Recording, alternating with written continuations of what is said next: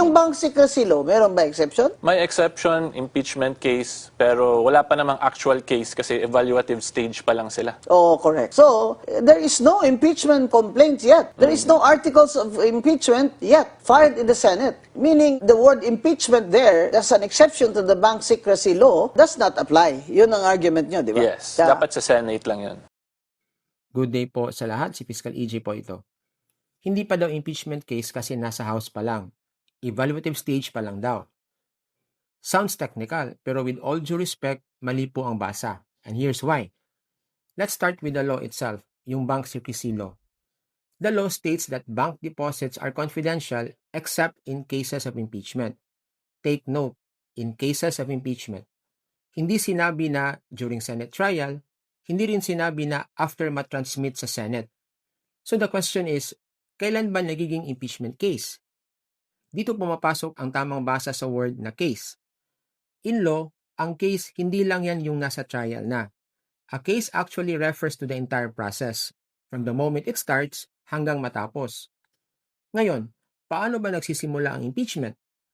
Under the Constitution, the House of Representatives has the exclusive power to initiate impeachment cases. Ibig sabihin, doon pa lang sa House, nagsisimula na ang kaso. So once may verified complaint at tinanggap na ito for evaluation, it is already an impeachment case in motion. Parang ganito lang yan. Kung may criminal complaint ka, hindi mo sasabihin na walang kaso kasi wala pa sa trial. From the moment na iniimbestigahan na, may kaso na. Same logic applies here. Impeachment is not one moment. It's a process. Filing of complaint, evaluation in the House, committee hearings, approval of articles of impeachment, then Senate trial. Lahat yan ay iisang case, hindi hiwa-hiwalay. So when the law says in cases of impeachment, it doesn't wait for the Senate trial. It applies once the impeachment process has begun in the House.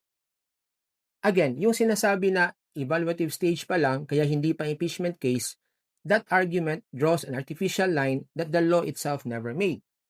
The Constitution vests in the House the power to initiate impeachment cases. So the moment the complaint is filed and taken cognizance of, the impeachment process has already begun. Hindi pwedeng sabihin na wala pang case habang ina-assess pa because that assessment is precisely part of the case. The evaluative stage is not outside the case. It is the opening phase of the case. And once you see impeachment as a process, not just a trial, mas nagiging malinaw kung bakit allowed ang exception sa bank secrecy. To repeat, the exception under the bank secrecy law attaches from the moment the impeachment machinery is set in motion, not only when the Senate trial begins. So yan lang po ang nais kong ibahagi today and see you in my next video.